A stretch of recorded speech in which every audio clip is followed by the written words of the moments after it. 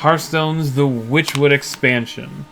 We're going to look at day one, the set reviews for both Warlock, Paladin, and Priest. Joining you today, I am Michael, and I have my friend and co-conspirator in this, Drew. Hi. Yeah, we see he does all the talking. This set is special. This is very special. It is just the best. We'll get into why as we go through these. Not a lot today. Not a lot today. Today is a lot of... let me explain. The order that we've chosen for this is essentially based on the current tier list. Just because, I think that gives a good overview. So we'll start with what's strong now, and we'll look at why it's still going to be strong. And eventually we'll reach what's weak now. Why it's going to still discuss why it will still be weak. Oh, that's funny. Okay, so let's begin, shall we? Alright, Drew, you're going to have to start everything. Am I? Alright. Well, first, we're going to... The deck we have to talk about is Control Warlock, which, in a way, isn't even the best deck on ladder right now, because Dude Paladin beats it, but it beats everything else. So that means everything else, even though Dude Paladin is better, is still teching for Control Warlock, because otherwise they lose to it. It is true. Q-Block is pretty amazing, and it's really fun, and it's also very not fun to play against. Now, unfortunately, so Q-Block in the rotation is basically only losing 2 cards. They're losing Mazoth, and they're losing Mistress of Mixtures. And they gave them 3 cards to put right in their place. It's absurd, frankly. Two of these are absurd. And I thought that the most absurd one would be Lord Godfrey, but I'm wrong. So I'm like, why don't you just talk about Beloved? Oh my god, so I love Lord Godfrey. Oh my god, when he came out, I was like, yes, this is what we need in Warlock. More Defile. But better, and you don't lose your minion when you play it. Sure, he doesn't get the spell power, but he just keeps going off. I mean, you can set it up just like you did in the regular Defile. And I mean, really, the only thing that's hurting Q-Block anyway is all of the, minion-based, like, low health, high damage critters. So just do some damage to one, and it'll just chain them all off. And Godfrey will still be around to kick their butts. Lowering... Now, Godfrey's problem is that, so the main deck that beats Q-Block right now is Dude Paladin. And Dude Paladin has won by turn 7. So that's his problem. Well... However, they've given Warlock this totally balanced spell called Curse of Weakness. Yeah, it lasts for not that turn, but until the end of your next turn, which is... Until the end of your next turn. It is pint-sized potion on crack. Yeah, it's the better version. Echo. So you can just stack however many you need to make sure that you're safe. Yeah, so turn 6 you play 3 of these, and you now have them at -6 attack until the next turn, and then you play Lord Godfrey, and he just blows them away, man. Yeah. That is really so sick! Like... It's absurd. And people have... There's been a lot of discussion about what is most broken in Cube Warlock. And everyone agrees, Cube on its own is a relatively fine card. Possessed Lackey is questionable. But Dark Pact is really what enables it, because Dark Pact not only triggers all their things, but also heals them. So maybe you should nerf it or something. Well, they give you Dark Possession now as well, which deals 2 damage to a friendly character, coincidentally the exact amount of health on Possessed Lackey.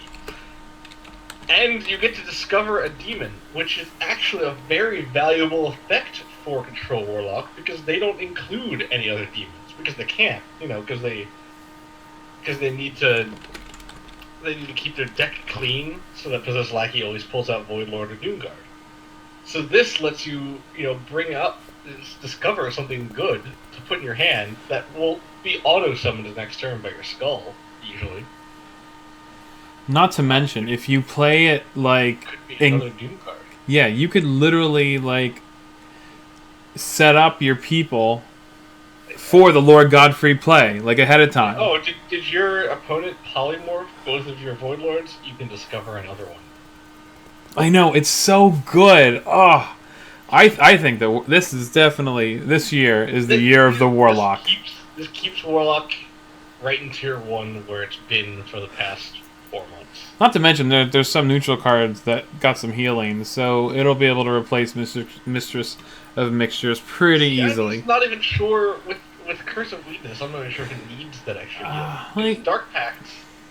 Mistress of Mixtures was just there to trade with an early aggro board and recover that first hit or two from your Kobold Librarian and your tap. But Curse of Weakness really just stabilizes you through like turns 3 through 6 if you have it in hand. That's true, and it's a good point that chat pointed out that with the new Voodoo card, you can chain that and kill a high health minion with Lord Godfrey by just playing Voodoo and then later on hitting him with it, or a Defile. That works. Turn 5. Yeah, of course. Yeah, of course, you have. This enables more bullshit in Warlock. I'm not happy that they, didn't realize that they'd given Control Warlock so many tools already and continue to print them. Right, and then on top of that, you can use the Dark Possession to also trigger the Lackey too. So if you don't have the heal, you'll have one of them, because if you put 2 of each in there, you're good as gold. Not to mention that Goldan will pull whatever fun demon that you get out of there. Yeah. So, that being said, with all the tools Control Warlock got, Zoo Warlock is actually, in my opinion, the Warlock that won the most from this expansion. Really? You think so? Go to the next slide. I'm at the next slide. You're just not there yet. I do think so, because Zoolock was already very strong. It just wasn't the best Warlock. But, Ratcatcher and Witchwood Imp are both good picks. And Glinda Crowskin is the late game help it needed to go. Like, so Zoo's problem in any class has always been that, like, around turn 6 to 7, you're just petering out. You run out of steam. Right. Glinda Crowskin fixes that single-handedly almost. It's true. You get her to stick a turn, and you have a full board again of whatever you drew, because the rest of your deck is 1 to 3 mana.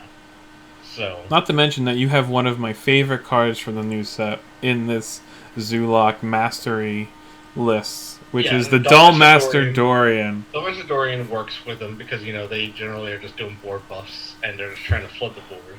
Mad Hatter is a card I saw that I think could find its place in a Zoolock, though it's overpriced. It's overpriced for what it does. I don't know. I disagree with that. I mean, you got a 4 mana.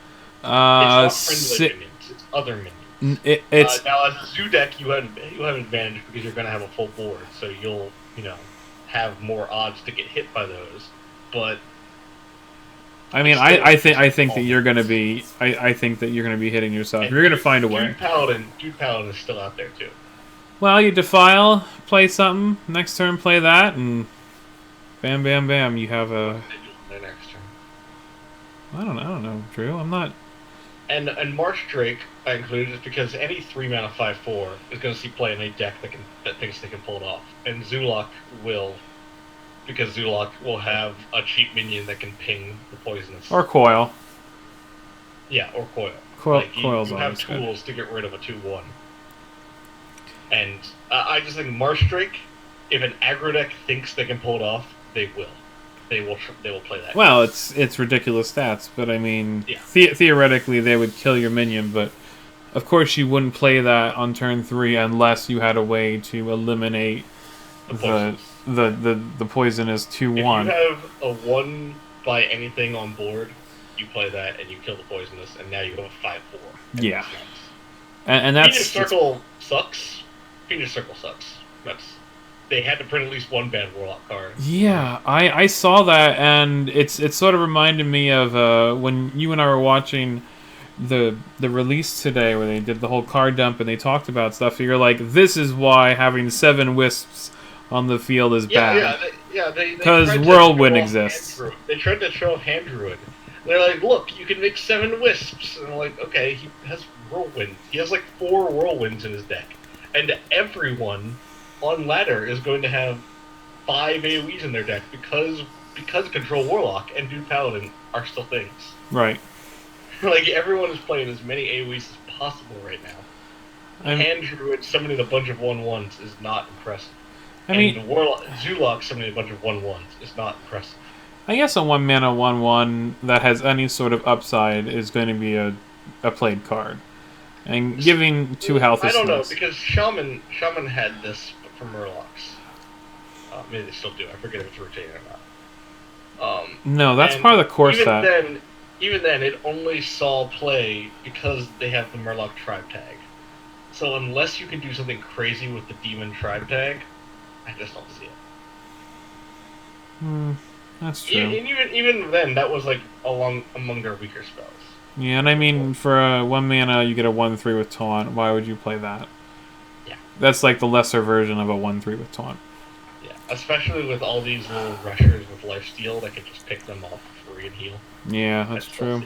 There's a lot of rush with lifesteal. You know, they had to get 1 back card, right? It's true. It's true. Well, 2. I consider Fiendish Circle to be meh. Second best. They're the best to second best class in the game right now. Best in terms of how it's shaping the meta. Second best in terms of actual power rankings. Right, of course. So they had to get 1 back card. I hope. So that I think Zoolock will get stronger. Oh, it's super powerful right now, man. And I think it's. I mean, it will be even more. Mm-hmm. I'm excited for it.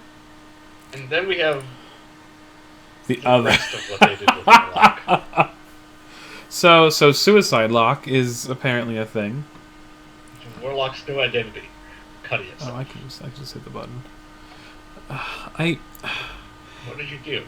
Nothing. We're good. We're good. It turned. It turned. I just forgot that it captures my whole screen, and I was sort of playing with my mouse. Ignore me. Anyway. I'm trying. Yeah, so other Warlock, it looks like we have a 3-mana Dustbat, 2/4 Beast, Battlecry. If your hero took damage this turn, summon 2 1/1 bats, which is not bad for the stats, to be honest. No, I almost put that in Zoolock list, because Zoolock does like that. I mean, they run Flame Imps, they run Kobold Librarians. They have ways to hurt themselves. Because that's, like... and that's probably good in Zoolock. I just grouped it with this because they clearly intended these as a set. Yeah. I wouldn't run all of them. Not at all. But to me, so Duskbat is good enough to run. Duskbat. Yeah. On turns 1 through 3, you have ways to hurt yourself. You can run it. You know, on turn 4, you play a Flame Imp in this, or a Kobold Librarian in this, and that's good. Blood Witch, not good enough stats to do that. No, at the start of your turn, deal 1 damage to your hero. There are 4 mana 3/6s who help you. Yeah, we used to play around like the curse card that they would give you in your hand, where you would play 2 mana just to not take that damage. Yeah, and Blood Witch, you know, if that's your 4-drop, how are you competing with Call to Arms? That's the question that every class has to ask about their 4-drop right now. Does it answer Call to Arms? I mean, if she was maybe a taunt, maybe. But it's still a huge drawback. Yeah. And Deathweb Spider, that's just too expensive for the stats. It's like bad stats before. So here's what I would have done with this 4, 6, or 5 is not fantastic before the conditional Battle Cry that makes it okay. I mean, I think that it's an interesting card because... It does have that lifesteal. I think it should have had Rush or whatever. I mean, if you're gonna hurt yourself, it needs something. It needs to get something out of it. Yeah, because I mean, those stats. It's really just a 5/5 if you average the stats back the way they are. 5/5 for 5 is a fair card at best. And fair cards don't see play. And they don't see play. And this one has a caveat that you have to hurt yourself before you can get any sort of true value out of it. Your opponent played Call to Arms on turn 4. This is your turn 5. That's what you're doing? You're doing this? This is going to save you? Yeah, it's not. Maybe if you had Taunt, you consider it. But it doesn't. No. So these are definitely the weaker ones of the Warlocks that are sort of left. I think Duskbat will see some niche play in Zulok. Yeah. I don't think the others will see any play. Well, because I mean, you tap and you get a 4/6 stats over 3 bodies. Yeah. Yeah, no, I think Duskbat will see play. Yeah, I mean that seems reasonable, especially if you can echo that sucker. It's 3 mana. Yeah. If you're already spending something to cause damage to yourself, you're at most getting another copy, and that means 6 things on your board. And if you have the thing that gives you echo, then your board's full, and on turn 8, that's less than impressive. Well, so I don't know. It all depends. Okay. But I assume Deathweb Spider might be the epic that I get 9 copies of. Oh, I'm sure I'm going to get it out of that trash. Certainly in the running. No, I'm going to get the most epics out of that stupid rogue weapon. That's what I'm going to get. Now, Michael, we have to go through. What are we rating? Okay, so should I? How do you want me? Do you want me to go back to the pictures first? We can go back. We can go back to the top. Yeah. Back to the top. Go back to the top. So, Curse of Weakness. That's a 5. I think that's going to be in any Warlock deck that is competitive. It's stupid. And stupid cards see play. Stupid cards do see play. It's... You know, when I first saw this card, I really didn't think it was going to be that great. But now that I sort of, like... We talk about it... When you read it, you first think about Pint-Sized Potion. You're like, okay, you could trade with it or whatever. But then you read until your next turn. Yeah. And then you realize that means they can't attack with those creatures either. And it's just... Yeah, it... I'm bothered by the timing of this card, I suppose. More than anything. Dark Possession. Yeah, I'm giving... see play as well. I'm giving Curse of Weakness 5. That's going to be a good card. Dark Possession will see play. It'll be a little harder to fit in because it does, like, Dark Pact is better than it. That's not a question. Dark Pact is better. Yeah, 100%. But I think it will see play just as a secondary, just so you have 4 1-mana spells that kill your own stuff instead of 2. Because that's really what Warlock wants. Warlock wants the turn 6 where they cube and kill the cube. So this won't kill a cube. This will kill a lackey. So they can do turn 6 kill lackey. But they can't kill a cube with this. So I think it will see play, not quite as much as Curse. Yeah, I'm giving... Like I said, it won't see as much play. I think this is going to be more of a niche card that people are going to try out and then be like, oh man, I always get like the worst demon every time. And it'll be completely useless. Or there's going to be like that one play where it's like it gives you the exact lethal that you need because you need 5 more damage. And it gives you a Doom Guard. And it gives you a Doom Guard. Like that's how this is going to work. It's because I mean the demons are crapshoot. There's like... Demons vary a lot. There are some great demons, there are some total shit demons. Yeah. I mean, you get Dreadlord, cool. You get, like, the Succubus, not so cool. So, I'm giving this... This is going to be, like I said, we're going to try it out. It's going to be experimental. I'm giving it a 3. Okay. And I'm giving Lord Godfrey a 4, just because he's very good. But I'm hesitant to give him a 5 simply for his stat line. Because by 7 mana, decks that aren't Dude Paladin will have cleaned up their low HP minions a little bit. So you'll have to do some maneuvering to get him to work. Get him started. I love Godfrey. He's getting a 5, man. I think he's very good. I don't know if he'll always be so reliably getting it off. But we'll see. Yeah, we'll see. I could be wrong. I hope I'm not. I really don't want another 6 months of Control Warlock defining what everyone else can play. It's true. I agree with you, but he's really cool. All right. So moving on. Moving to Zulok. Glinda Kurskin. I'm giving a 3 because while I think she's very strong, I have a feeling that she might end up just optimized out. Because if a Zulok is playing optimally, they'll win the game before she's relevant. Alright, so hear me out. She might end up without doing that. I think that she's really cool, and I love her ability and everything about her. She looks really neat, but I think she's too expensive for what she does, and I think that there's going to be things that are going to replace her like right away. If she had taunt, maybe, or like some sort of way to, I don't know, Stay alive. like stay alive, like if she was healthier or something. I don't know. I'm giving her a 2, man. I don't think. She also falls into the list of minions where you have to contemplate the priest problem. If priest is good, she dies to Shadow Warp Pain. Yeah, not to mention that 6th slot is filled with a bunch of stuff. Okay, Warlock 6. Warlock wants to do a lot of things on turn 6. Zoolock wants to play 3 different creatures on turn 6. Right. They don't want to play one creature that doesn't have immediate board impact.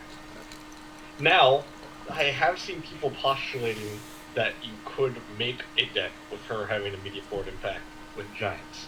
You play her and have 0 mana giants at the ready and fill your board. Right, and that's when they brawl.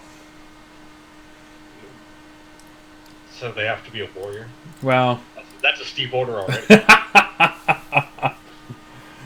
Well, I mean, that's one way to remove stuff. There are others. See, I always think of things in terms of what does the hunter do about it, and the hunter then plays. The hunter. If they haven't killed you by then, you've won. That's the hunter problem. I mean, there are ways of cheating her out, but they're really expensive. What cheats her out? They're really expensive. Well, the 9 mana 5/5 that summons a 1 damage, 2 damage, 3 damage, but you're not putting that in a You're not putting that in a Zoolock deck.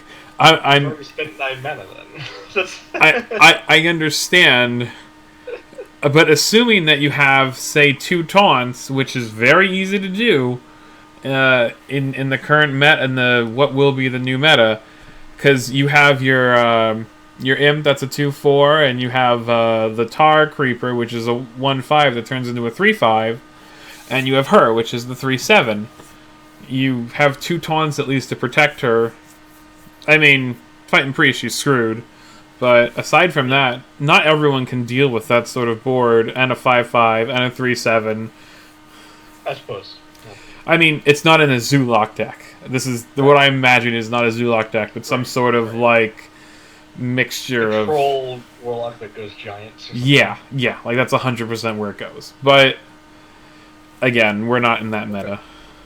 I give Witchwood Imp a 3. I think he's solid in a Zoo deck. He gives health. He gives turn 1 play that won't die to a ping, and he'll buff up the health or something else during a trade. And I think that's really valuable for Zoolock. I'm only giving it a 3 and not a 2 because it enables better trades for you in the future. So, I'm giving Ratcatcher a 4 because he's the kind of card that can take the board back right when someone thinks they've taken it from you. Right. He's rush, and he's gonna buff up himself. Let's see, if he's turned... Let's just assume... Let's put you in some situation. You're a Zoolock. You did a turn 1 Flame Imp into turn 2, that 2/4 taunt. Whatever the fuck. Yeah, I know what you're talking about. The Imp. And then they play... Let's just say that on turn 3, they play that new 5/4 Dragon, and they somehow had a way to also kill the 2/1 poisons. So you've got your board versus a 5/4, which means you're about to lose tempo on it, because you have to trade in your stuff. You can, instead, go base with the Imp, eat it with the Ratcatcher, and trade off. And now you still have board advantage against one of the craziest 3-drops they've released. I think that's just good. I mean, not even that. Imagine this scenario where you play the Witchwood Imp first on turn 1. On turn 2, you play that Demon, the 2/4. And now you eat this, get a 3/3, and +2 health on something. Yeah. This would have been better if there were still the excellent death rattles that are rotating out. But even without them, I think this is still very good. Yeah, I mean, I'm definitely giving the Ratcatcher a 4. He's gonna be fun. I always enjoy the Demon that 8/1s on either side of him. I mean, that wasn't used all that often, but in a Zoo deck, this thing is gonna be cool because you can attack right away, and you can decide how you want to trade. Yes, very much so. Fiendish Circle. That's just a big fat one. Ooh, yeah. That's a card that either one, they just realized that Warlock has too much strong shit, they need to print a weak card, so they just pumped this out, they knew it wouldn't see play. Or two, this is sitting around waiting for synergy from a card that hasn't been printed yet, like, next expansion or something. Next expansion will get something that every time you summon a demon, do blank, and, then you use this to trigger it 4 times. Well, I mean, what about this? Now, I mean, looking at Zoo, possibly, you put in Knife Juggler, and then you get 4 knives out of it right away, on top of 4 M's. That's turn 6. 4 pings on turn 6 is less than ideal. I realize that. I'm just trying to figure out, like, what they were trying to go for with this specific card. Because, I mean, Call to Arms used to be real... Not Call to Arms. The one where you get the 1/4 weapon and 3 guys on turn 3. That was good, but 1, that was turn 3. And 2, you also got immediate actionable damage. It's true. So you kind of got more, because this is 4 1/1 bodies for 4. That was 3 1/1 bodies for 3 and a weapon. Yeah. So. It's true. I don't think it's good enough, at least for now. Plus, you don't want to be on turn 4 enabling your opponent's defile. Well, assuming that you're fighting a warlock of sorts. That's a safe assumption right now. It is a safe assumption. Currently, based on the ladder stats, you can go into every match simply assuming that you will fight a warlock, priest, or paladin. You can make that assumption. It is a very safe one. Yeah. Well, that being said, I'm going to give it a 2, because I don't think it's completely useless. I think it'll find play at some point. Maybe not this expansion, though. Not this expansion, though. March Drake, I've given a 5.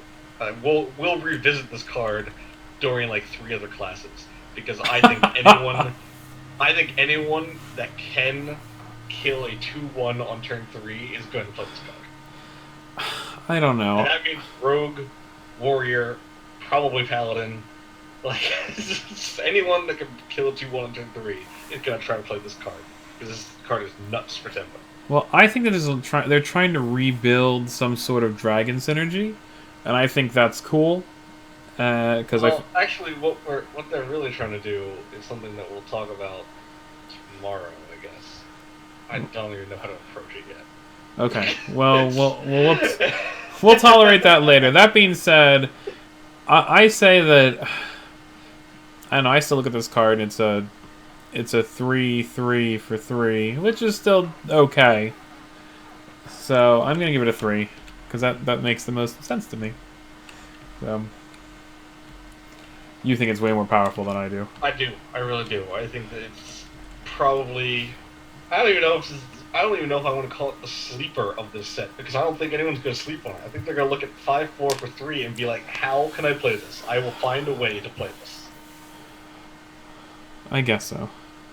Mad Hatter, I give it 2. I think he's largely shit, unless you have a way to have a huge board compared to your opponent, and even then you're relying on RNG. But Drew, you get to give hats to things, and that is amazing. His stats below. He's 4 mana, and that's like a problem. Yeah, I mean, a 4 mana 6/5. Now note that you can't reliably call him a 6/5 because the hats could go to your opponent. I mean, you're not wrong, assuming that they have a board. Let's assuming an equal board. He's a 4 mana, 4.5, and 3.5, and that's worse. I really want to play him with Barnes to see how many hats he throws. Like, I just think it's gonna be fun. Why Barnes? Barnes is shit. Not Barnes. Double Battle Cry. Man, it's been a while. Bran. Yes. Don't mess with Dorian. Again, he's another one we're probably going to talk about another 1 or 2 times. I hope so. For now, though, I just give him a 3. I think he's interesting, but niche. And he's going to be hard to find the right place for in a lot of decks. I'm giving him a 4, because not only do I love his flavor, and he's literally my favorite card from the set, I think I know where I'm going to put him. He's gonna end up in my mage deck. I'm gonna tell you that right now. That's just me. I'm already building the mage deck in my mind with him in it. Him and Book of Spectres are gonna be really good friends.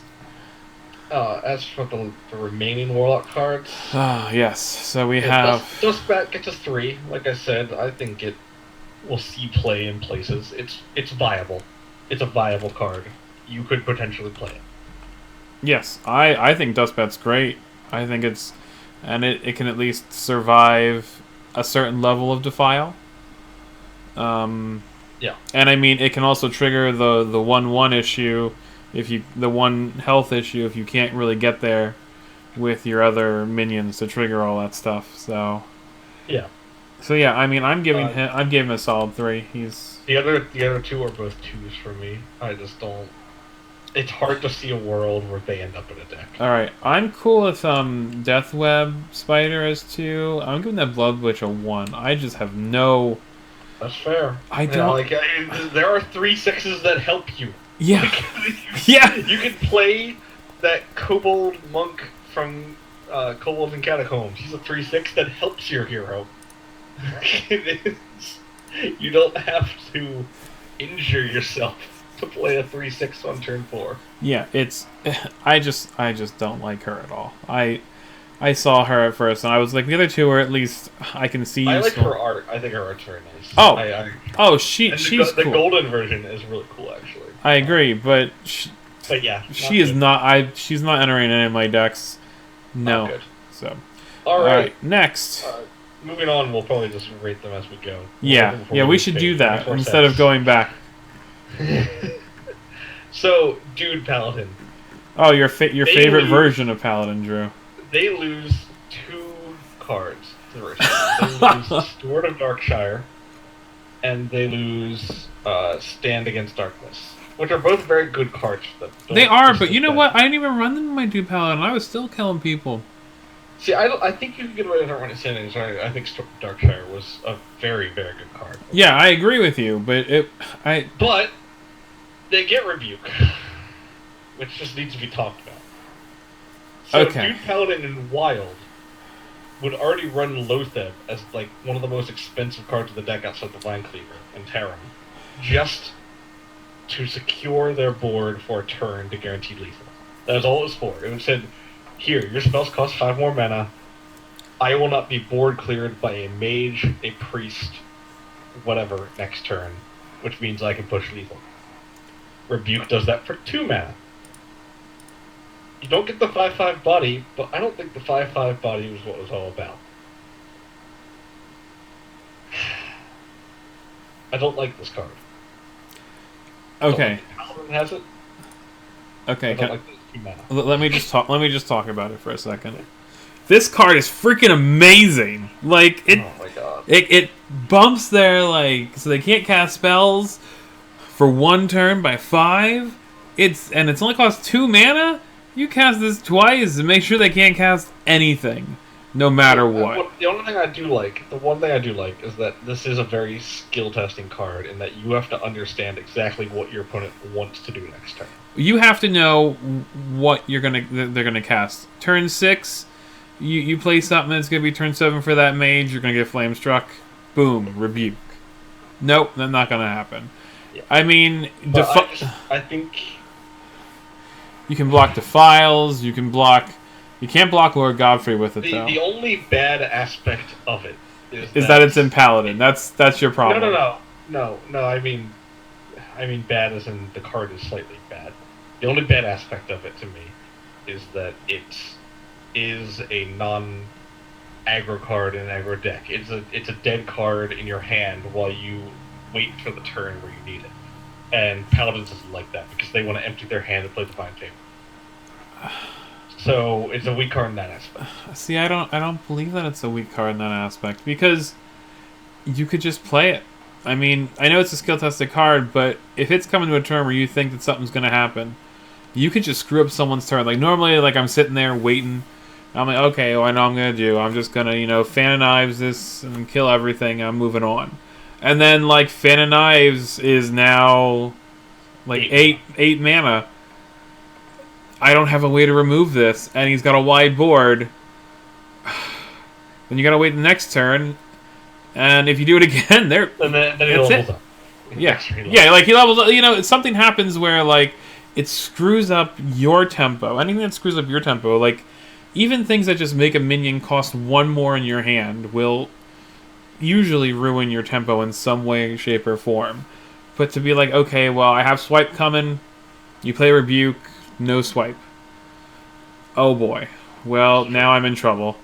Or this card is crazy. I'm gonna hold off giving it a 5. I think it'd be a 4. 5, baby. 5. I think it will see serious play. It's like having 2 Lothebs that cost less than half what it normally costs. You don't get a minion, but at that point you don't need one, and you're already drawing cards. And if this just happened to sit in your deck and you draw one less card, they can't. Silver Sword isn't that good, actually. It's not very good. Right now, Duke Paladin runs 2 weapons. They run Rallying Blade because it's early, cheap, taunt removal, and occasionally it buffs up something. Occasionally it buffs up their Righteous Protector or anything they got Sword of Darkshire triggered on. They're not going to run this for the same reasons. Because it's 8 mana, first off, that's your whole turn on turn 8. And by turn 8, they want to be closing the game. They're sad they haven't already closed the game. On turn 8, you play Rebuke. And kill them. Yeah, on turn 8, it's just hard to see them including this as even a one-of. Because, again, if they draw this, if they, get this in their mulligan, it's just a dead card. And more importantly, it's a win more. Like, Vine Cleaver is a tempo replenisher. You hit and then you spawn 2 bodies. This buffs existing bodies, so if you just got board cleared, it's worthless.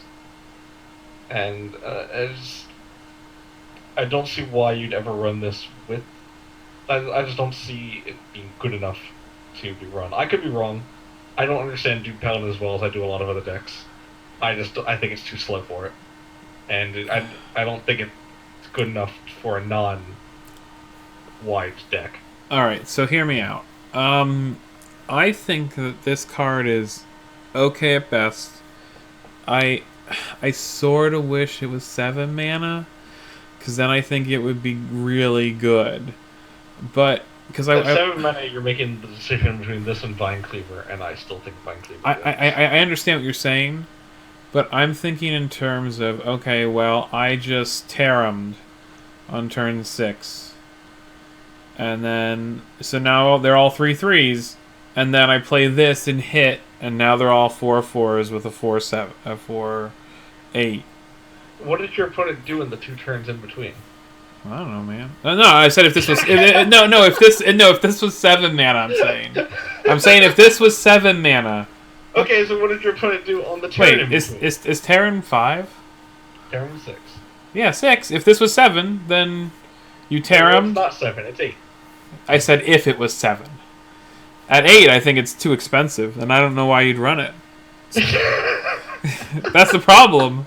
I'm saying if it was 1 mana cheaper, this thing would be, like, amazing.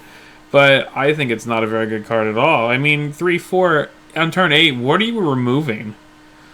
Like... So you're just going face with it, largely.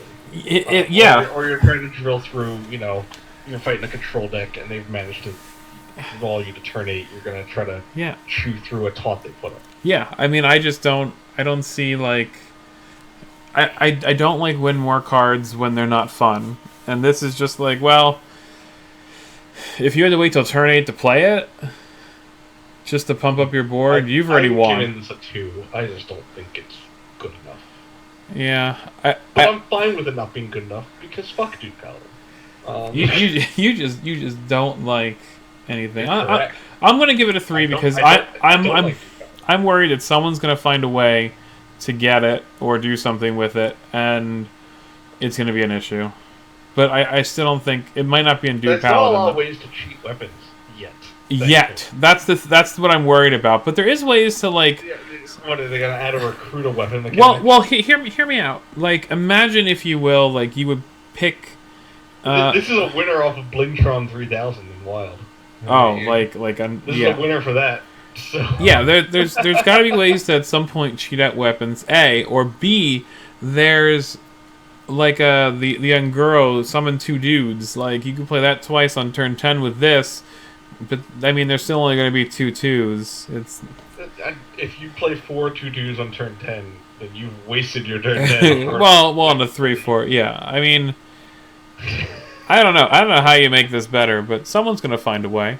It's just a win more card. It's a win more card in a deck that doesn't have time for them. Essentially, if you still have anything left on turn 8 and you play it, they better be able to kill whatever your other team is, or else you're in trouble. Yeah, I guess. That's how it works. That's how it works. Yeah.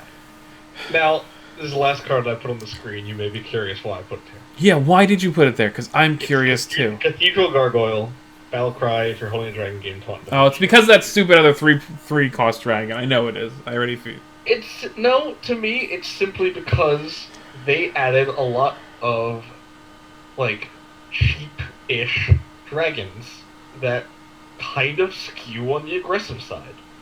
And I could see a world where an aggro-ish paladin includes a few, and then plays this, just on the off chance that they get a 2-mana 2/2. With Divine Shield and Taunt. That being said, probably not, because this card is bad from Call to Arms, and that is a consideration that they have to have. Oh, yeah. If you get this card, you. It's like average from Call to Arms. It's just a 2/2 body, which you don't really want. You want your Righteous Protectors, you want your Knife Jugglers, you want anything with Divine Shield. You don't want this. True, I wouldn't put this in Dragon Paladin. Like, I don't like this card at all. Really, you wouldn't put a shielded minibot with Taunt in Dragon Paladin?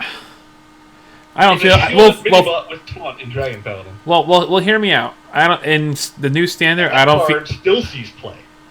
Shielded minibot's fine, and I realize this has Taunt with the Battle Cry, assuming that you have dragons.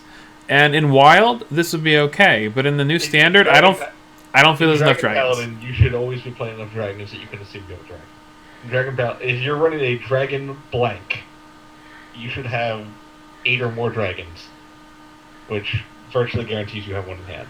I mean, do you think the current standard will have enough good dragons to run this? I'm unsure. I know there's a 3-mana 5/4 dragon that a dude paladin would love to have in their deck. And probably has a 1/1 body to trade off the poisonous for. Yeah, I know they added half a dozen mid-range dragons with Taunt.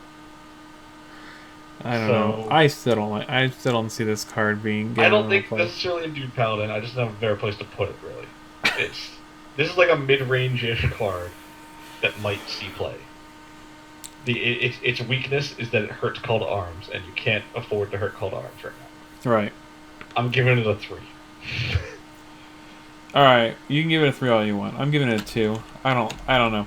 I'm gonna be. If I'm wrong, that's fine. But I don't know. I feel like a 2/2 that requires some sort of battle cry to be any good at all. That means you gotta keep a dragon in your hand.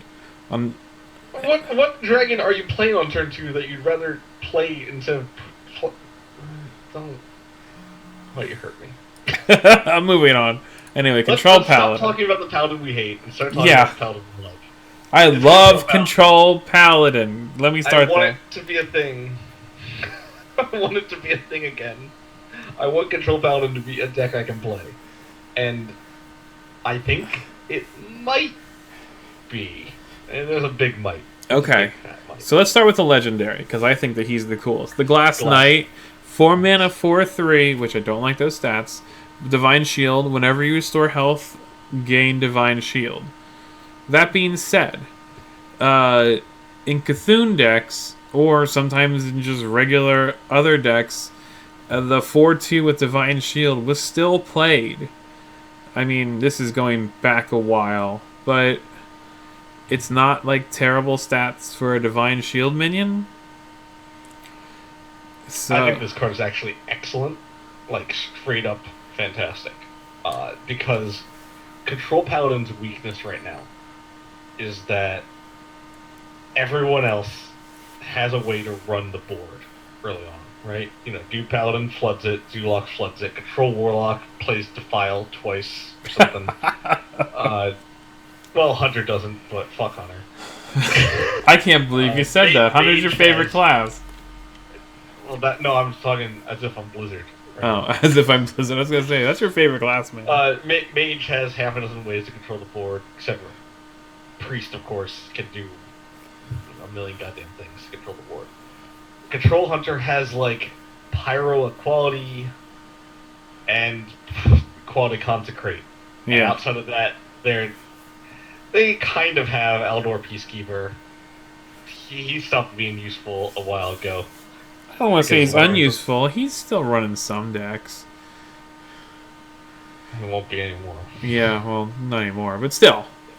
But the point is that they had issues controlling the board, and that if you're a control deck, that's what you need to do, because you need to make sure that you're not fucking dying, right? In come this guy, 4 mana Divine Shield, 4/3, which means that like they've got to spend 2 pings to kill him, and they got to spend a ping and a trade to kill him, or a ping and a spell, or a hard removal. But he's 4 attack, so he's immune to all priest hard removal, which is a blessing. And when you restore health, in general, it's not to your hero, when you restore health, so that means even if you heal a minion somehow, you know, he gets his Divine Shield back. But you can use him to repeatedly trade. Okay. You can use him as like a semi-permanent force on the board they have to deal with. I get that, and I understand what you're saying. And I do believe that there are... I know I'm being a little optimistic there. You are being really optimistic about this card. I so desperately want Control Paladin to work. Okay, so hear me out. I think that there I just want Control Paladin to be there are some positives to this card, and I think that at first I saw this card and I was like, well, this is going to be garbage. But then I thought about it a bit. I thought about that Cthulhu minion. I was like, okay, this is just a slightly better version of that with a cool ability. But now that I've seen some more of the cards and all of them, some of the rush minions have lifesteal. The neutral ones, which is really important because that's a healing factor. Very useful. And if you can heal with it, which you will always be able to heal with it, even if you just run it right into something, this thing will regain its shields, which is great, and it has sort of soft taunt. That being said, it's no Tyrion. It's no Tyrion, but I think it will have its place. I think this will. I think this will firmly be in. If there is a functioning Control Paladin, I think this will be in it. I think it'll be in it only because the Divine Shield, Lifesteal, Taunt, 2/2 is going to be rotating out. That's valid. If he wasn't rotating out, this would never see play. Or if it would, it would be Burn okay. Burn Bristle will be a great loss for us. Yeah, he was the perfect trade 2 and love myself a Burn Bristle. Yeah. So that was a good card. This is an okay card. So let's talk about some of the other control-ish cards they've given us. Well, hold on. Should we rate it? Rate it first before we. I give it a 5. Of course. You are really optimistic about this card. I really am. I think. Well, see, it's a conditional 5 because it's on the condition that Control Paladin is a functional deck. If it is, this will be in it. All right, I'm giving it a 4 only because it's a Divine Shield minion in the 4 slot. Though 4 is really usually hard for Paladin because there's a lot of 4s. Paladin has a very competitive 4 slot. Yeah, it does. All right, pick your next card. Sound the bells. Echo, 2 mana. Echo, give a minion +1/+2. This is a recurring theme in this expansion, where they take a 1 mana spell from an old expansion, give it Echo, and make it 2 mana. Not a bad idea. This is a weird card. It's kind of for Quest Paladin. Well, it is for Quest Paladin. But Quest Paladin is going to continue to suck for the indefinite future.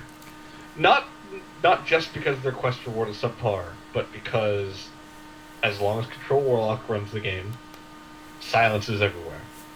And silence bones Quest Paladin. Hard. Okay, now hear me out. Just hear me out. Whenever you play Sound the Bells, you hear a bell sound, and that's really cool. And that's all I have to say about this card. I think this card. I think this card could potentially be like a one of in some weird mid-range Paladin deck where like you kind of just include it to buff up your board by a few stats to close out or make a trade. Okay, let me. But I just don't. I don't think it's going to see serious. Okay, that was a joke and it was a really funny one. That being said, I think that this will be okay. It does synergize directly with the card underneath it. It does, but what it also does is it buffs Lanessa a bunch of times, and I love Lanessa, and I run a Lanessa deck as a finisher, even though my friend over here named Drew likes to polymorph her the second she comes out because he's a jerk. Demonstrating why she's bad. That being said, with Sound the Bells, you don't have to put all your eggs in one basket. Because it is an Echo, you can be like, okay, well, I'm going to buff this minion up twice and get a better trade, and then buff this minion up once to get this trade. And that's 6 mana already. And right, but if you're getting turn 6, making 3/6 of stats, then you have a problem. But Drew, what if you had Glass Knight as one of them, and then you would heal something, and then it would gain Divine Shield again? That's the kind of deck where I say this might be a one of, but I just don't. I agree it's a one of, but the whole idea of Control Paladin is to control the board as opposed. The only card that it works with a little too fantastically is the next one we're going to talk about, which is Paragon of Light. Anyway, rate Sound the Bells before we talk about Paragon of Light. I give it 2. Okay, I'm giving Sound the Bells 3 because in Arena it's gonna be awesome. Is it? Yeah.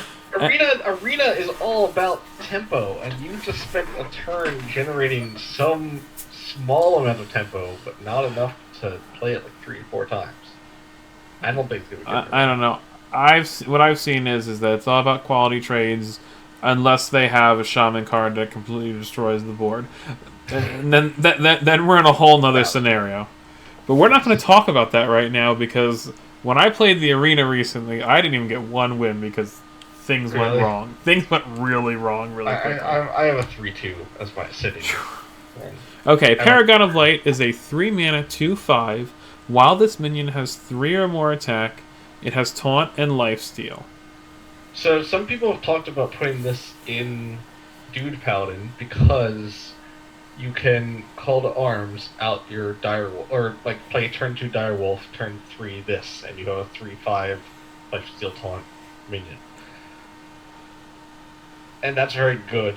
I don't think it's good enough to see playing Dude Paladin. I think there's a potential for this in a mid-range Virgin on Control Paladin that plays a few buffs in its hand. They play this on turn 3, they bless you to Kingston on turn 4, and suddenly you have a 6/9 taunt with lifesteal.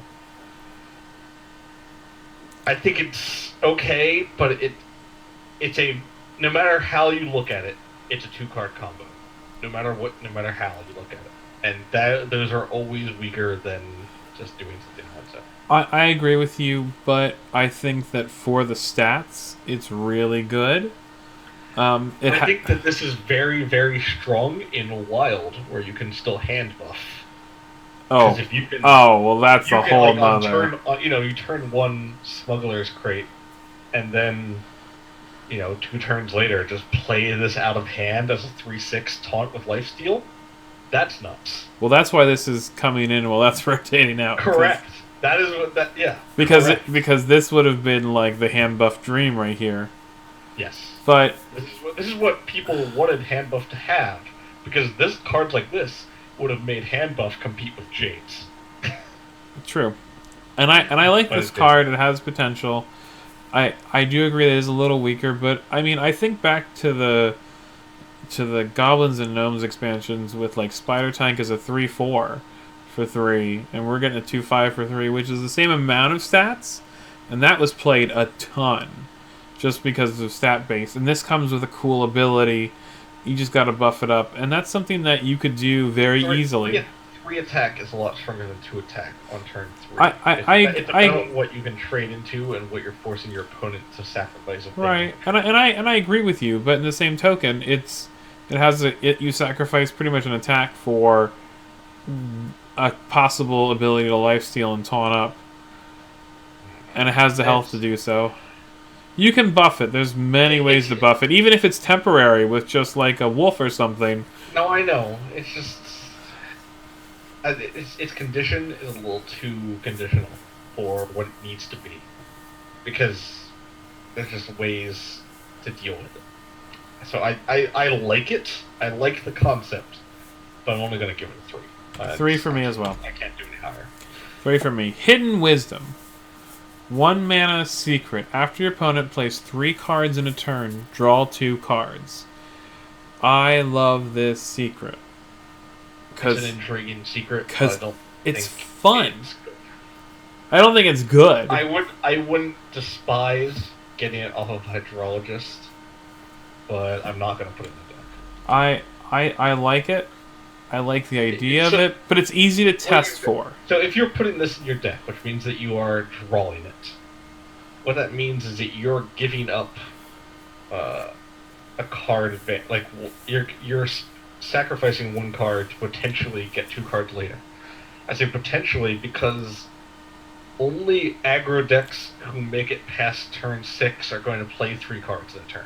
Why didn't you put the secret guy in here, the bell ringer? The other Paladin, because he's not really a control card. Control decks traditionally don't play that many secrets. Right. Except for Secret Paladin when it was a thing. I'm just saying, I wouldn't mind getting this off in. He kind of synergizes with it, but then you're back in that dilemma of, oh shit, I drew them in the wrong order. Well, in the same token, you're running out of cards pretty quick sometimes, and you play this. So you wanted to draw 1 card that will turn into an extra card later? Well, you draw 2 first of all. Second, you can tutor one of them out with bell ringer. Possibly. 3, they have to sort of test for what it is. And the problem is that once they figure out what it is, then they can just avoid it. Mostly. Because not everyone's playing... You might end up in a situation where they have to play 3 cards. But it's not even about that. It's about the fact that, like, in a lot of situations, most decks aren't going to play 3 cards in a turn. It's like only aggro decks who are on late mana turns and control decks who end up with like a combo, like combo decks. Those are the people who are going to play three cards in a turn. And just waiting for that to get a single card advantage it's just not good to me. I just don't see it being good. I already thought about this a lot with the Hunter Secret that triggers on the same trigger. And even then, for a 6/6, it's tricky. For an extra card is only worth 2 mana, essentially. Right. Well, you're doing it for 1 mana. You're doing it for 1 mana, and then you're waiting for your opponent to do something. Yeah. That they can't avoid doing. And it is harder to trigger it, but I sort of like the idea of it. I'm gonna give it a 3 because sometimes card draw is hard to come by. I'm actually giving it a 1. Not just for its effect, but for the fact that it's a goddamn epic. How do they do this shit? Well, because they don't want them to be like super good cards, man. Ghostly Charger, 5 mana, 3/4, Divine Shield and Rush.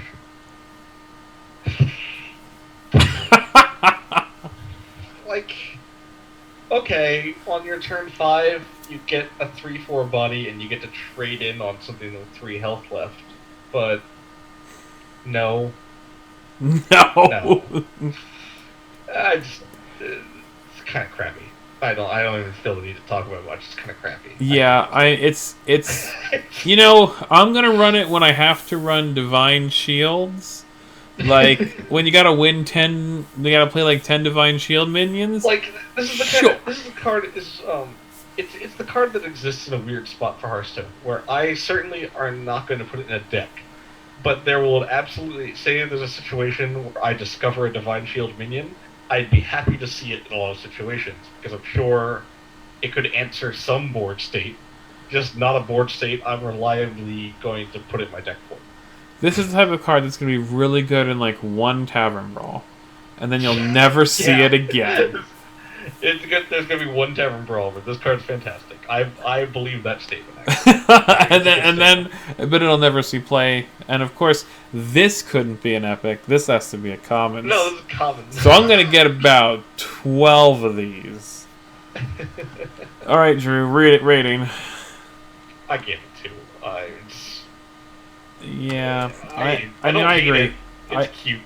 I gave it a 2 as well. Here's something interesting to me, though.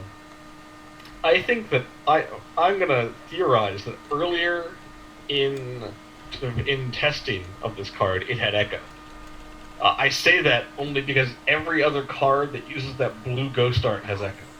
Yeah.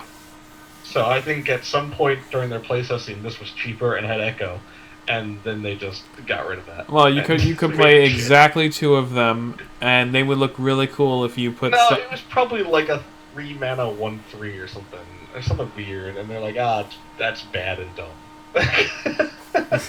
They're like, or nah. 4 mana 2/3. I don't know.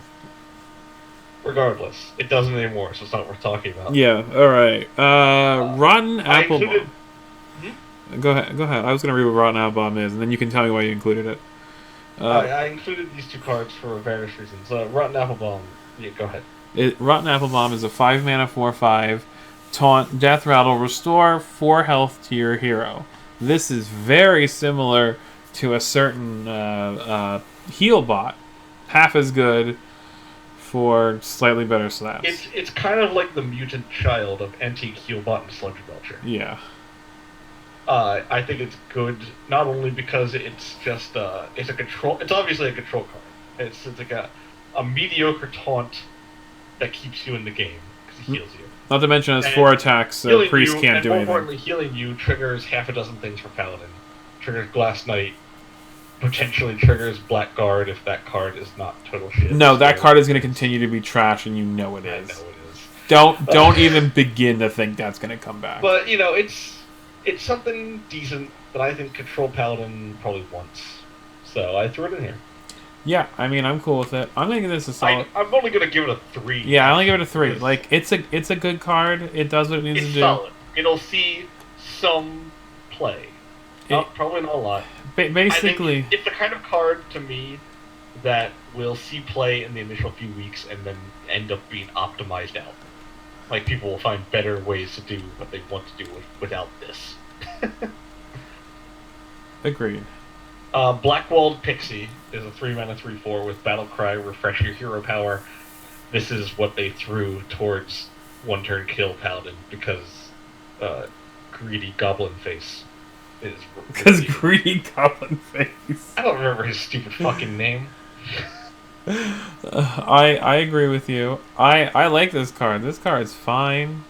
I'm giving this card. I feel like they really are going for hero power stuff.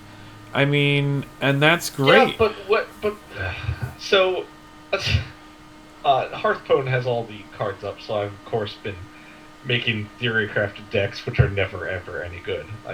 Yeah, his deck crafting is abysmal. I come up with great ideas, and they're never good. It's so fun to play on like the first day with Drew because his decks never like even touch mine. Like I'm like, Drew, what? Why did you think this was going to be good? And you're like, well, I don't know.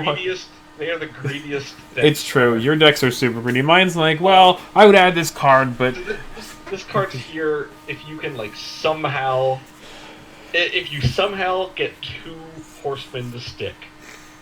The next turn you play another horseman, you play this, and you win. Yeah, I agree. It's okay. I don't see it seeing real play because I don't see OTK Paladin sticking around. I just don't. But Drew, think you can put this in Odd Hunter, and on turn 5, you can go 4 damage to the face. Oh, I've already made up a... I know you have. Yes. Anyway, I'm giving Blackwall Pixie a 4. 6 damage to the face, an Odd Hunter. Alright? An Odd Hunter, whatever. Whatever. I will never remember what's even or odd with those creatures. Like I can't get it. This card's a 2. I'm not pretending it's actually good. I had to mention it because Uther's thing is still going to exist. All right, I'm making this a 4 because I think that hero powers are really going to be strong in this next expansion. I don't think refreshing 1 for 3 mana is going to be viable. I think hero powers will be strong. I don't think refreshing 1 for 3 mana is a big play. I'm sure that we will see some fun stuff on Trollden where... Because remember, if you're going with one of the even-odd optimizations, this only works with the odd one. So what powered-up hero power do you want to play twice on turn 7? The Quest Warrior hero power? Like, baby. Anyway, moving on. Why cast it twice when you could just put out a thing that doubles its damage and cast it once? Well, because there's a random chance that doesn't hit what you want to hit. Then you've already failed. I agree. I'm making excuses for things that don't exist. Anyway, right. on the last slide for Paladin, we have other cards. Bellringer Sentry is like probably what Master of Ceremony should have been. Like this is like the balanced version. This is like the balanced version of Dr. Six. Yeah. And we all know the balanced cards don't see play. I don't know what Paladin deck is going to run enough secrets to want this, and also not have too many secrets in their deck. So I'm disappointed because I was expecting at least 2 secrets from... Once I saw this card, I was expecting at least 2 new secrets for Paladin, and at least one of them was good. And we got one that is mediocre at best. Like, this card is understated. Well, I mean, imagine that it's basically 4 mana, 3/4, cast 2 secrets. No, I get that. And it's tutoring them from the deck. It's tutoring them from the deck and going right on the battlefield. Like, I guess this could get kind of annoying if you like tutor out Redemption and it comes back and dies again. But it's like you can okay, so if you're doing that, you have like a bare minimum of 4 to 5 secrets in the deck because you have to account for the idea that you're going to draw one of them ahead of time accidentally. And all right, hear me out. I know the 4 secrets that you play with this card specifically. You play Get Down and the one that brings him back to life. Because you don't know the name of Get Down, do you? It's called Get Down. I don't know. I have never known the name of that card. It's called Noble Sacrifice. It's called Get Down. So you get, because then you attack it. Nope, doesn't die because it got Get Down, and then or you attack it and kill it, and Redemption not only pulls but triggers, and then you gotta deal with it again. And then if it dies and another Redemption comes up, or no, another Get Down gets up, then you gotta try to kill it again, and then another Redemption comes up and it lives. Like, it literally has 5 lives in that specific thing. Though, or did you just... Like, that is like the optimal condition, and even in optimal conditions, all you did was annoy them all. I love annoying people, though. That's my shtick. Drew, I'm gonna make this deck, and you're gonna be like, Michael, I can't... bad. I give it a 1. This card's bad. It's good for a deck that can't exist, because if it did exist, it would already exist. In Wild, this is a really good card. In Wild, you throw this in Secret Paladin, which right now is like a tier 5 deck, because it doesn't answer the question of what do I do when my opponent fills their board with giants in turn 5. Alright, so anyway, I'm giving Bellringer turn 3 just because I'm gonna love annoying my friend Drew here. I'm gonna make this deck, and you're gonna be really upset with it. I'm gonna tell you that right now. I'll probably be annoyed, but then you'll lose, and I'll get less annoyed. No, I've seen your deck creating skills. It's not gonna lose. So, moving on to Prince Liam. 5 mana, 5/5. Transform all 1-cost cards, not minions, in your deck into legendary minions. I don't know what this card is for. This card is for when your secrets are really terrible because you're done playing them, you don't have to worry about them anymore. I've seen exactly one good argument for what this card's supposed to do. And hear me out, because it's complicated. Alright? This card is a priest counter. So Go on. You are an elite champion dude paladin. You have filled your board with dudes. You have buffed them beyond belief, but your opponent lives because they are a priest. And then on turn 7, they Psychic Scream and put 7 dudes into your deck. Then you fill your board again with 7 more dudes, and they do it again. And then you play this, and you turn the 14 Silver Hand Recruits in your deck into legendaries. And you hope that some of them are good. Alright, so hear me out. Hear me out. Let's say that you're playing Dude Paladin, right? And you're drawing really poor. Okay? Which does happen from time to time. Yeah, but then you play Divine Favor, so you just draw your whole deck, so it's not poor anymore. Well, no, I'm just saying, like, let's say that you're drawing and you're just not getting anything. And it's moved past turn 5, let's say. So normally at this point, Dude Paladin, without having all the dudes, is in dire straits, because it's going to die. So what you do is you say, I'm going to play Prince Liam, and now the weak cards that I had that were all 1 mana, or 1 cost, now are legendary minions that can possibly help you. Okay, so first off, if you're drawing shittily, then this already doesn't help you because it doesn't affect your hand. It affects your deck. Well, this is why you put the secret in that allows you to draw 2 cards after they play 3. And like, you have to consider what the average random legendary is. The fact is, there's a lot of very, very bad legendaries.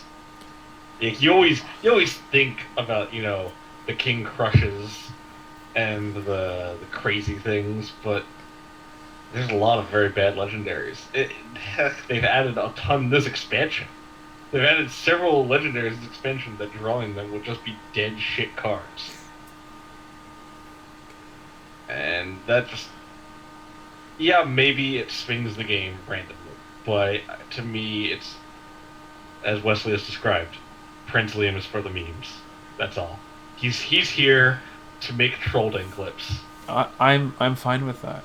I mean, I just wish that they'd spent the second Paladin legendary slot on something that Control deck could win with. No, absolutely not. That would require them to try to help control decks. And who thought Paladins could really be controlling? Alright, what's your rating on Prince? I gotta give him like a 2.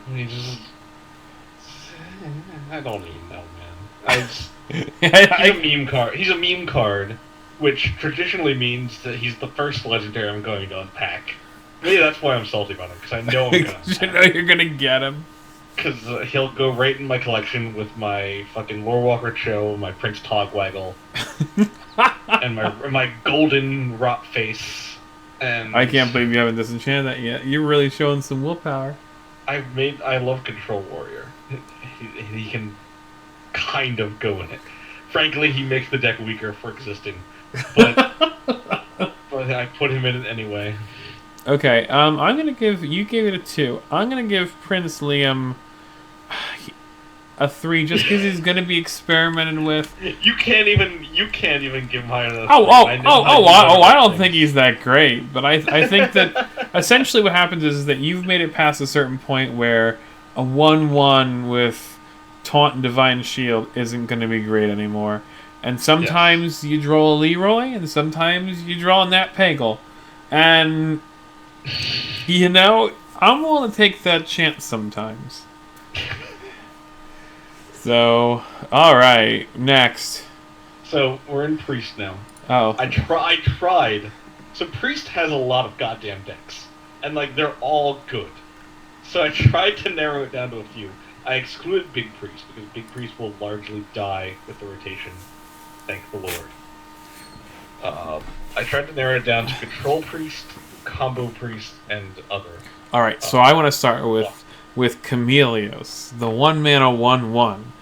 Each turn this is in your hand, transform it into a card your opponent is holding. And it's a beast. This is great. I love Chameleos, and just like when I got the what's the one mana that transforms into another minion? Zeros, something like that. I was hoping to get that card. I was really excited when I unpacked it. It was terrible, but this is different because it's not changing into a minion. It's changing into something in someone's hand. So you can be way above average. Yeah, you're now getting above average cards. Yes, you're getting above average, and just imagine being a priest. And you're getting, so that's I like how you immediately go for it for the hilarity and memes from it. But I think this card's very powerful because this is just raw information. Yeah. You have just cheated information from your opponent. Not to mention that you can become DK Rexar when you're a priest. And that sounds wonderful. Hi, Drew. I'm staring directly at you through the screen. Why of all the things to turn into would you hoping to turn into DK Rexar? Because he's better in any deck but Hunter. And you know it's true. I really do. I really hate how it is. Anyway, this card is very powerful. This is a really weird card because it kind of raises the skill floor in Hearthstone. See, like, really good players, players who are actually good at this goddamn game, they already largely know what's in their opponent's hand. So this is just, like, guaranteeing them information that, for the rest of us, we're getting information we didn't have before. So it's interesting. I think it's very powerful because of that. And I think this will absolutely see play and control priests. Just for the information aspect. And then, like, occasionally you get some card in your opponent's hand that answers their board, and you're like, oh, screw it. Here we go. It's when, like, you're as a rogue, you're like, alright, man, I'm just glad I have this Fan of Knives just in case. And then he has a whole bunch of things with 1 health left, and then you use Fan of Knives and draw a card. It's like, this is going to aggravate people, but I'm gonna love this card. It's also very interesting. This is the only card in the game that gives you information about your opponent without letting your opponent know that they got information about you. Right. So it can just keep changing, and they're never gonna know. And you can tell who you're facing when they have a. It does act as a dead card in your hand, but Priest draws a lot of cards, especially Control Priests. Yeah. So I don't think that's really a problem. I mean, and it won't be dead for long once you. Well, no, because you want to hold it. You want to keep up to date on their hand. You want to hold it for as long as possible in most cases. Well, I mean, I think that you want to hold it until you get a card that's like, yes, this is going to be fun. To me, you want to hold it as long as possible just so you constantly know what they can do.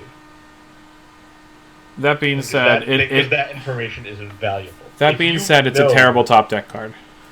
It is. Well, this is a terrible top deck card.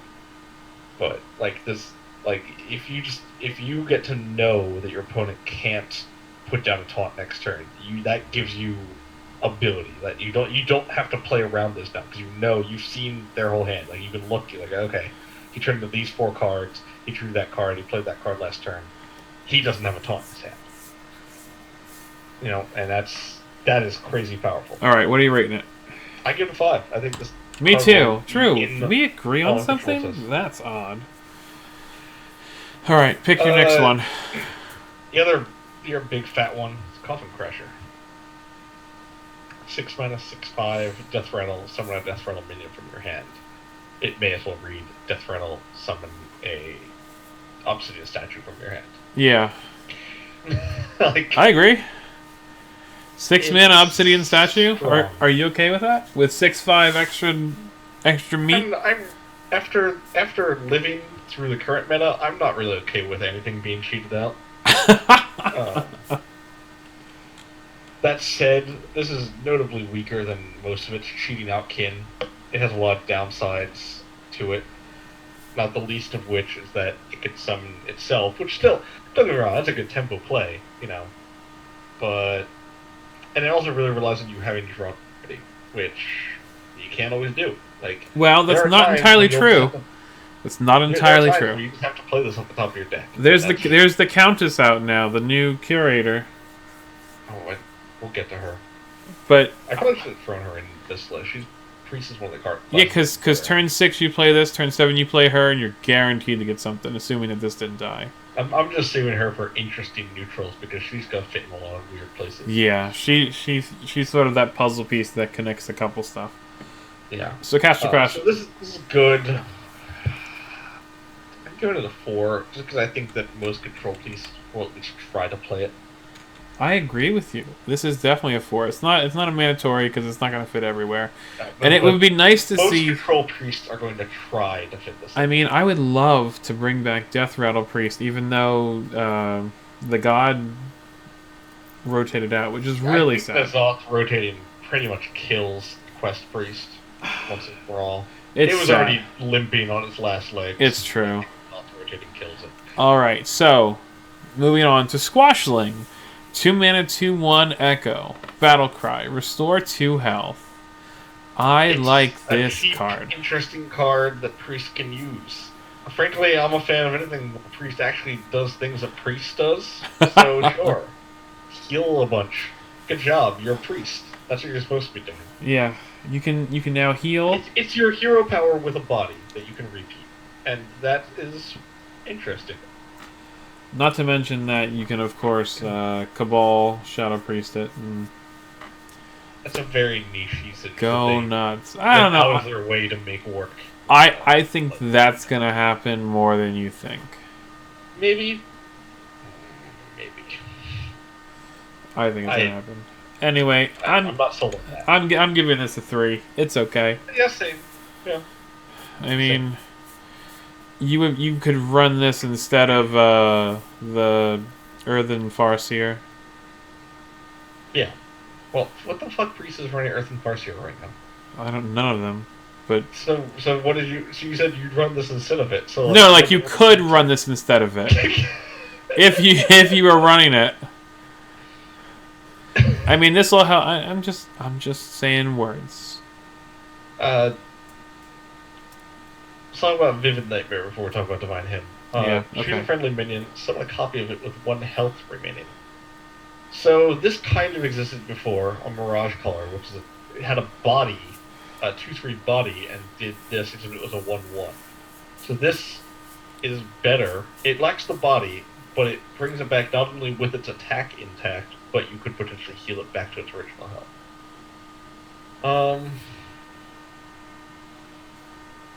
I see you using this on, like, Lyra, if you also have, like, a Circle of Healing in hand, and now you have 2 Lyras and you're generating double the spells.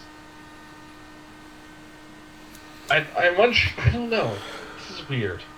I mean, even if... It kind of goes in Big Priest, but Big Priest is going to struggle, and this card isn't enough to save it. I mean, even if you use this... Let's say that your Obsidian statue lived, and you use this... Even if it's at 1 health, it still kills a minion on their side. No, with certain minions, it's very good. I agree. Like, Obsidian Statue, Lich King, etc. But, it's at a weird spot, where it's just, like, it's a little too slow, and, like, just not... It's right on that line where it could be busted, or it could simply be not good enough. And I'm kind of erring on the side of not good enough. I don't know. I don't hate it. I think it's an interesting card. I'm just not sure if it will see real play. What do you think? Oh no, I don't think it's going to see very much play at all. But I think people will play with it and be like, oh, cool, we can do this. It'll be neat. I'm sure there will always some meme-ass deck with it.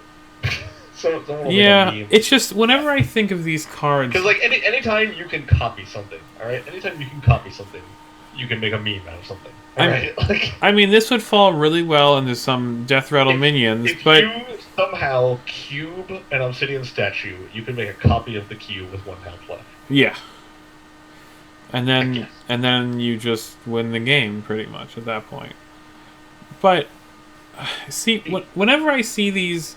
Just like I had that legendary that made 1/1s of all the creatures on your field. The problem is you gotta have creatures on your field. That's the hardest part. And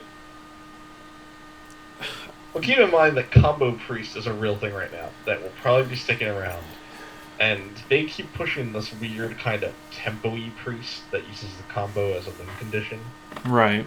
So it could potentially find life in there, I guess. I mean, I can imagine if you put Leroy, and then you copy Leroy, that's 12 damage to the face immediately. I mean, but you could do that with Faceless Manipulator. No, you can't, because Leroy and Faceless Manipulator is 11 mana. Oh, is it 11? Is Faceless more expensive? This you could do in Standard, at least. Yeah. But it's just... Is that 11? Yeah, okay. I don't know. I give it a 2. Yeah. It's a card with some meme potential, but I don't... I like the meme aspect of it, but I don't know. You just need something on the board, and that's not always reliable. I mean, I'm gonna give it a 2 because it's not 100% dead card because I know the value of gaining something, but the value of copying something is there. But yes, I agree. Divine Hymn restores 6 health to all characters. Well, to all friendly characters. Meh. This kind of so Priest got a few different on-heal triggers. His expansion. It's good. I don't know, man. Of course, they still have their existing one of Morshire Cleric, but... I mean, is it really worth paying 2 more mana to get an additional 2 health and only heal friendly minions? From Circle of Healing. Yeah, and that's the question that I think is going to be a no most times. Right. Because you can do stuff in combo with that. This is like, okay, well, there's also cost 2 for 6. And I just don't find that to be all that great. I keep looking at this. Like, in my head, I'm like, something here is good. But I can't find it. I can't complete what they want out of this. So I think I'm just going to agree with you that this is probably a 2 card. Like, it's 2. It's 100% 2 because I don't even like it. Like, I get that they're trying to give Priest heal again, and that's what they do. God forbid Priest do what Priest is supposed to do. But in the same token, it's pretty boring. So I'm moving on. So, combo Dragon Priest. As you can see from this page, they get quite a lot of interesting things. Okay. Most of them neutral. So, are we just going to put Lady in White in the 5 category? Or do Lady in White, whether she's good or not, is a card that people will build decks around. If you are building a deck around her, it has a very specific purpose. It is supposed to be this mid-range Priest deck where after turn 6, everything you play is a threat. That is why I've included this small selection of heavily health-biased neutral cards. True. I want to play Egg Priest, and I can do it now. You can, because it gives you a random dragon, and most of the other things in that deck will still be dragon-enabled. Dragons will still be a big part of the mid-range power combo for this deck. I'm just go ahead. That said, they are going to lose a lot from the loss of the 1/3 that discovers a dragon.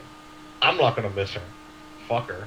All she did was make more Duskbreakers for me to do. That's all she did. But the deck will be missing something. I don't know. I love Lady in White. I think it's a cool concept. I think it gives Priest something different to deal with. I think it single-handedly potentially enables mid-range Priest. Now, it's a one-of in a 30-card deck, which means you cannot rely on getting it on curve. I realize that. But again, Priest has card draw out the ass. So you could run a lot of low-cost stuff that you kind of just burn out and all exists just to kill time to reach Lady in White. Right. And then you draw cards that are buffed to hell. I've included these cards here because these, I think, are the neutral cards that exemplify most what Lady in White empowers. These super heavily health-weighted cards. Like, Unpowered Steambot was made for her deck, obviously. Oh, 100%. 0/9 with taunt. Turns into a 4 mana 9/9 with taunt. Once she's Lovely. Lady in Whited. Good lord. Witchwood Grizzly, baby. 12/12. Well, I mean, it's going to lose health. Worm Guard, because you're a priest who's going to be holding dragons. Especially after Swamp Egg dies. Fellsoul Inquisitor, 6/6 lifesteal with taunt for 4. Mossy Horror, you curve out against a zoo board and drop a 7/7. Nightscale Matriarch becomes a 9/9. Even as a 4/9, it's as a 4. I don't know how I feel about Nightscale Matriarch's effect. I don't know. I don't think it's strong enough. Whenever a friendly minion is healed, summon a 3/3 whelp. Yes. What are you talking about? That's so good. It's good. It's good, but she's 7 mana. Like, dude, if you have so let's say that you have. You can't guarantee that you're going to be generating tokens every turn. Well, no. Now, hear me out. Let's say you have her out, and you have 2 minions that are damaged. That seems at least somewhat reasonable based on some of the high health here. And then you play Circle of Healing with her. You get an immediate 6/6 on the board on top of a 4/9 that pretty much has soft taunt at this point.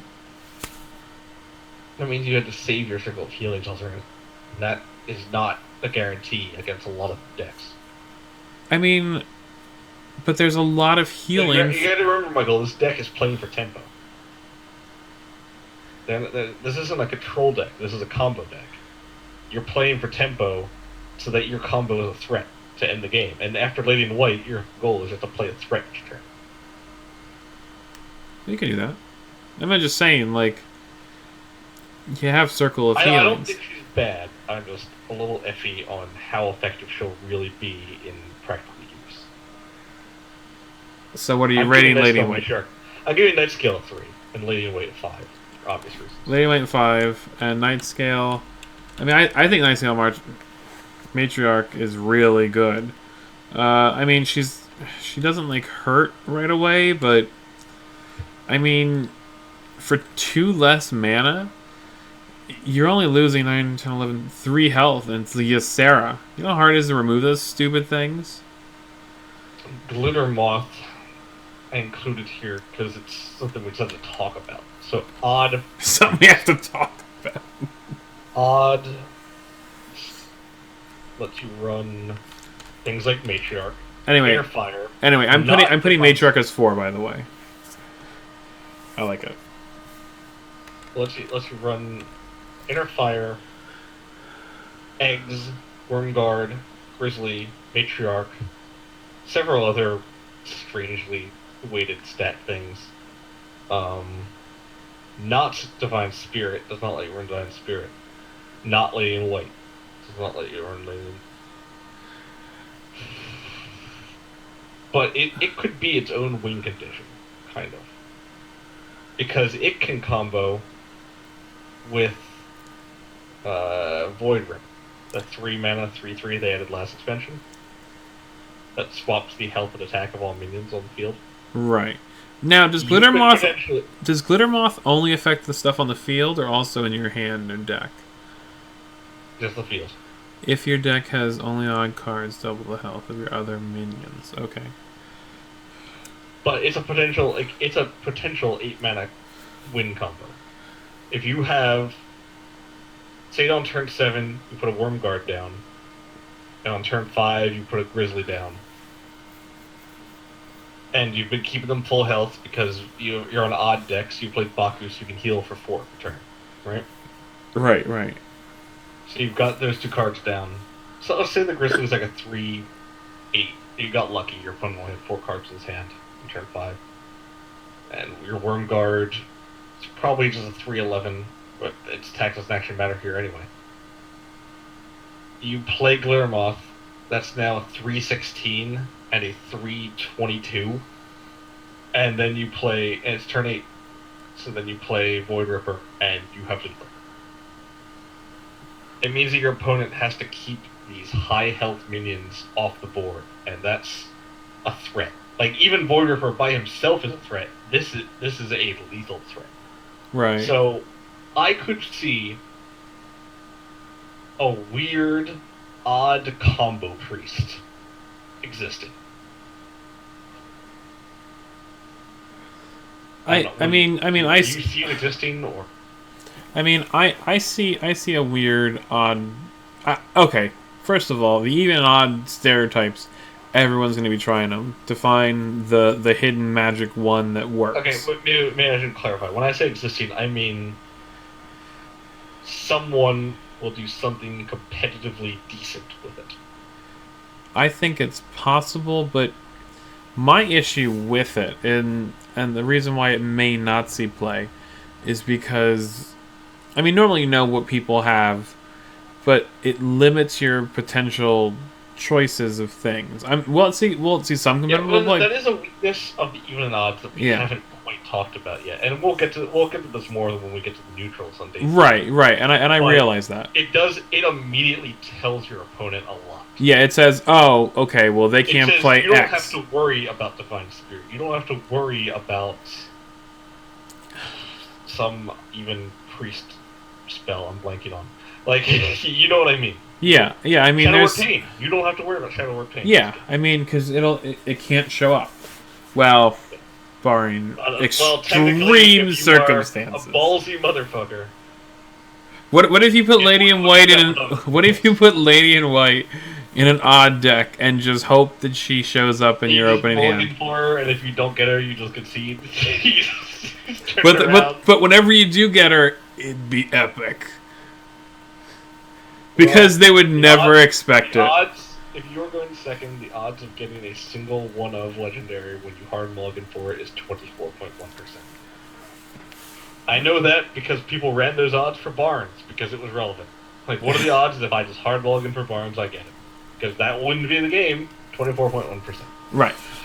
So, I mean, it'd be really fun and ballsy, to be honest. A quarter of all games, you could guarantee that something stupid happens. I mean, I'm gonna be honest with you. It may even pay to keep Lady in White and run Glitter Moth if she's the only even card, without running the whole deck thing, because that gets a lot trickier. Because then you're giving up even cards, but not getting double hero power. Yeah, I realize that. But you did also you didn't tell your opponent that's what you're doing. So they're still playing around Shadow Word Pain. They're still going to play around the stuff. It's like, okay, well, this didn't happen, and then you play Lady in White. It's like, well, this obviously isn't all odd, because for now, I'm giving Glitter Moth a 4 because I think that there is an odd priest deck out there that will be successful. I mean, I think it's going to be successful, and I think it's a cool minion. I'm gonna give it a 3. It's super specific, and I don't feel like it's there. I'm giving most of these neutrals 2s because I think without combos and without the right deck, they suck. The exceptions are Swamp Dragon Egg, which will find its way into any dragon deck. Worm Guard, which is an excellent control dragon card. I actually like it quite a lot. I think it's a good concept. And Witchwood Grizzly, which I think will be in a lot of decks. Witchwood Grizzly, I'm putting a 4. Witchwood Grizzly is a hardcore anti-aggro card. Unpowered Steampot is it only sees play in Inner Fire, whatever. It's an like you could play it as an anti-aggro card. It doesn't make them trade. It just stalls them one turn. Well, they have to spend 9 damage to get rid of it. Could you imagine putting him? Which is not It's not worth nothing. It's just not worth a lot. I mean, hear me out. Could you imagine putting him in a Paladin deck, like Control Paladin deck, and then just doing like a buff or 2, and he becomes stupid? I don't know. Like I'm unsure. Because again, he comes out on the same turn, but silences come out, and it's like, okay, now you silenced. Now I have a 0/9 sitting on my field for the rest of the game. Well, if you're a paladin, if you're a buff paladin somehow, That would be okay. That being said, I mean it's not a 1. I'm going to give it a 2 because I give most of these a 2. I don't give them a, but a 2 is all. Because they're all like these super niche cards that they're part of weird combos. yeah, Fell Solar Inquisitor's a 2. Wormguard, I'm going to give it a 3. Wormguard gets a 3 at least, maybe a 4. I'm giving it a 3 for now. I just like eggs, and I think that eggs are really good in a lot of different things. And like you said, it looks like there's a decent amount of dragons. Dragon deck. I'm giving that a 4, man. I love that card. And the Witchwood Grizzly for me gets a 4. Well, Witchwood got a 4, and then the Mossy Horror. I'm on the fence because Mossy Horror gets a 2. He's a niche card. He lacks Shadow Word Horror's power was that came out on turn 4. Yeah, you're Your right. opponent just played out their board, their Z board, Yeah, and they didn't get a chance to buff it yet, and you cleared it. It's true. Waiting 2 more turns kills you. He is a 2, but there's gonna be that one time where he's just amazing. Oh yeah, he'll have his moments, but that's what 2s do. They have their moments, and the rest of the time they suck. Right. All right, next page. Witchwood Grizzly, I just can't get over it. Oh my gosh, it's so good. Stop it. Okay, we're moving on to Quartz Elemental. 5 mana, 5/8, can't attack while damaged. Can I just bring up how they talked about they got rid of the enraged keyword, and they're like, we don't think we're gonna print any enraged minions, and they print fucking like 3 of them. I think they print at least 4 of them. Like, just gonna bring that up. This is enraged, can't attack. All right. Yeah. So. A crappy enrage, but it's an enrage. It's the worst enrage you can possibly have. This is a sort of odd card to me. Why isn't it taunt? Yeah, no, that's a good question. I don't have an answer for you. Why isn't it taunt? It's like when they talked about this card on stream, they're like, well, we gave it overstated numbers because it has a downside, and like.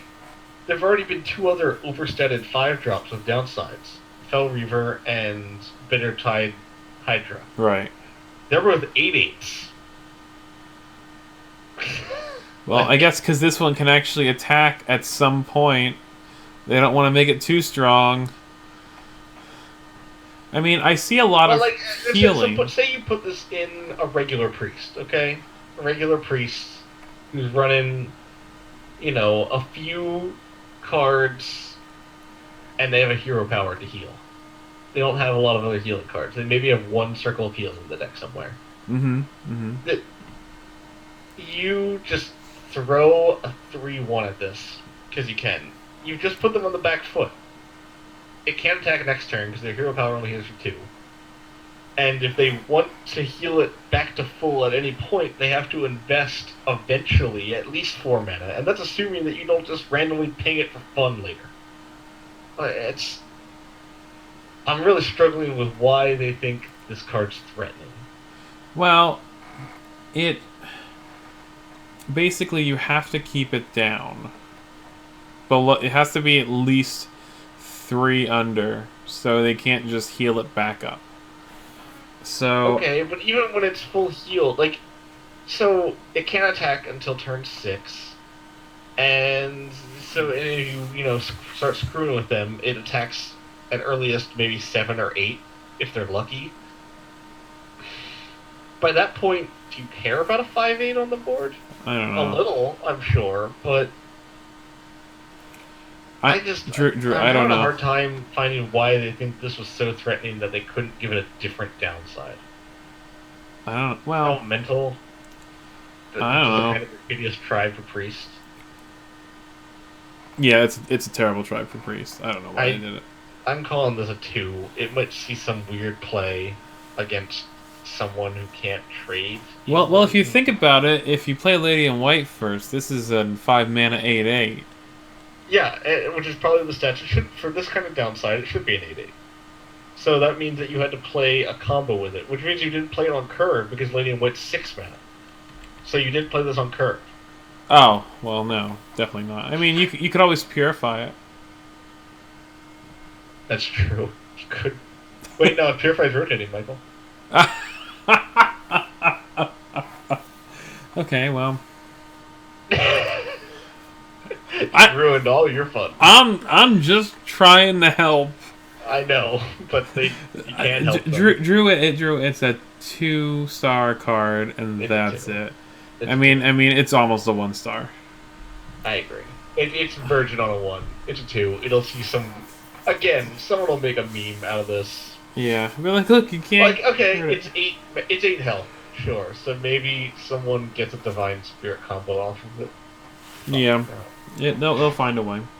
All right, Holy Water. I like this card. 5 mana, spell. Deal 4 damage to a minion. If it kills it, add a copy to your hand. I like this card. The effect is fine. It just costs way too damn much. It costs a lot, but you know what? In certain scenarios, sometimes if you can get a card that's out of your class, most Hearthstone cards come with that description of in certain scenarios. their value is created by how easy that scenario is to create. And see, here's the thing. What it should say is 5 mana, deal 4 damage to minion. If it kills it, summon it on your side of the board with 1 health. That's what it should say. But it doesn't. It could also say something, but the thing is, though, if you're looking for a specific battle cry or something, that's true too. And believe me, when I say I can't believe I'm saying this, is that it doesn't cheat out the minion. That's the problem. Is that it makes you pay full cost. Yeah. And that's a big ask, that you pay 5 mana to get a copy that you have to pay full mana for. Yeah. Now, I'm sure there's some weird combo where, you use this on your own Obsidian statue to kill something on the board, and then you kill your Coffin Crasher who's already on the board to summon this back out of your hand. But that's a huge ask. You've asked for a very specific board setup to do that. That's true. So I mean, or you could kill your own cube. That won't work because the cube in your hand will not have anything inside it. Right, but if you think about it, I guess the cube had stuff inside it. I guess. Are you saying that you want Cube Priest to exist? Because please don't tell me that. I'm not saying I want it to exist. I'm saying that the possibility, if you combo this with something like that Vivid Nightmare, it's possible, man. Okay. Well, those were our cards for tonight. That is true. Oh, wait. We didn't rate this one. I gave that card a 2. I'm going to give it a 3. It's going to see some niche play in a certain deck, and I like it. I'm not sold. Here's the thing. You're going to hate the deck it shows up in. That's what's going to happen. I believe that. I do believe that. All right. Well, that's it for our first review of the first let's 3 look classes. at our ratings real quick. Our current standings. Current standings. Okay. Starting with Warlock. I got an average of 2.5 for Paladin. Oh, Paladin. I got a 3.1. That's interesting. I think because you liked Prince Liam, I bet. Yeah, I think it's all Prince Liam. 3.2 for Priest. I have 3.3 for Priest, so we're pretty close. 3.1 for Warlock. Oh, I have an even 3 for Warlock. Now, here's what concerns me with that number. You got a 3, I got a 3.1. I know how many Warlock cards I gave a 1 and a 2 to. Which means that the rest were nuts. Right. That's concerning. Neutral cards so far are a nice flat 3. My neutral is... Yeah, it goes to... It's like 3.1-ish. It's... There's a lot of math involved. My commons, rares, and epics are all hovering around the 2.7 range. They're all slightly different, but all around there. My legendaries are at 3.8. Alright, so here I got... So, common, I'm at 2.8. Rare, I'm at 3.2. Epic, I'm at 2.5. I must not care for them. Legendaries, I'm on a straight 4. So that says a lot that the legendaries are interesting, but a lot of the other cards... Yeah, a lot of underpoweredness, man. I'm not looking forward to unpacking total shit epics. Yeah, like the epics are just uninspiring at best. It's okay. When we get to warrior, they have good ethics. Yeah, they do. They do. So I'm just like glancing through the list. I might be the only one. Warrior has interesting ethics. Everyone else. But anyway, we'll be doing this tomorrow night. We'll bring out the next 3 classes. What are they, Drew? Tomorrow we deal with mage, druid, and hunter. All right. Well, tune in tomorrow night, or if you're watching this in the future, whatever the next episode is. Whenever the hell you feel like it. Yeah, that's right. Whenever. All right. Good night. Good night, everybody.